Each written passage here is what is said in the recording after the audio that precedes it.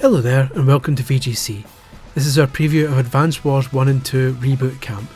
This preview was originally written by Andy Robinson and has been turned into a video by me, Chris Scullion. Back in the Game Boy Advance days, Advance Wars was beloved for its meticulous balance and wonderful presentation, both of which helped it stand out in its genre, especially away from a PC where strategy had little representation at the time. That was achieved in no small part by the fact that the series had actually seen multiple instalments prior to this game in the form of the Japan-only Famicom Wars, Super Famicom Wars and Game Boy Wars.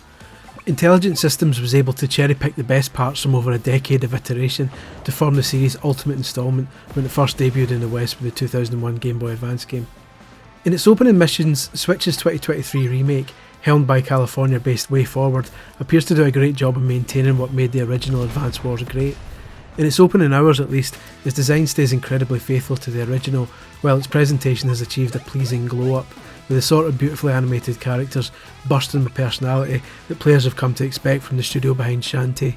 For the uninitiated, the Wars series are turn-based strategy games which have players moving their army of soldiers, tanks, helicopters and naval ships across a tiny map, attempting to destroy the enemy CO's units, capture their HQ or meet some other victory condition. On each turn, the player can move and attack with each of their units once, after which the enemy positions their own and vice versa. It's a very easy game to pick up, and yet subtle tactical intricacies, units will suffer less damage when positioned into a forest or city for example, mean that there are seemingly endless permutations for how each battle can play out. The game's air, sea and land units are wonderfully balanced with their own strengths and weaknesses, forcing players to think deeply about their next move. Although this being originally designed as a handheld game, there's no rush. It's a slow-paced and methodical type of strategy game which you can easily stop and come back to later. This is emphasised by the fact that in most maps, the tanks and soldiers you start off with are the only ones you'll ever have.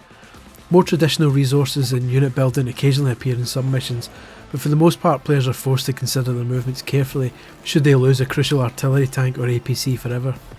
For the first 16 missions at least, the Switch version sticks rigidly to the format of the original game.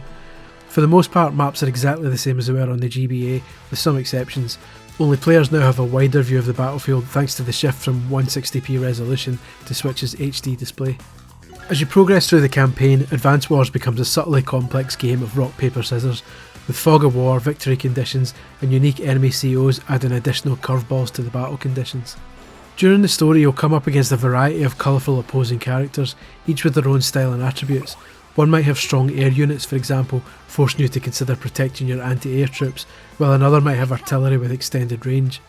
Each CO, including the players, also has their own unique power, which when charged allows them to deploy huge advantages that can change the tide of battle, such as the ability to move their units twice, repair all friendly troops, or increase the power of tank or infantry units. WayForward has done a wonderful job of bringing each CO to life. The original GBA game was already bursting with personality, but the additional definition on each character's animation here really brings them to life, in addition to a small amount of voice acting. In comparison, the toy box style art direction of the battles themselves looks a bit bland, but it's at least faithful to the look of the original game. But underneath the slick menus and vibrant characters, the opening hours of Advance Wars 1 and 2 Reboot Camp is very much the same as it was on GBA. Mostly this feels like good news. The appeal of the original game was its simplicity, with the battlefield laid out like an inviting chess grid and only a dozen enemies to defeat, and that remains intact. Some elements have aged less well. Whether it's the new bird's eye view taking some of the intensity out of the action, or the addition of loading screens and lengthy CO animations, it does feel like an even slower paced game than the original, especially compared to contemporary strategy games. The game's AI, which felt fine on a GBA in 2001 but feels thick as mince in 2023, also feels in great need of an upgrade here, but this should be caveated that we've only played the opening hours of the first game's campaign, we're yet to touch the second, and of course, this point of contention becomes irrelevant in the new local and online competitive modes. We'll give our final verdict on Advance Wars 1 and 2 Reboot Camp nearer to the game's release on the 20th of April.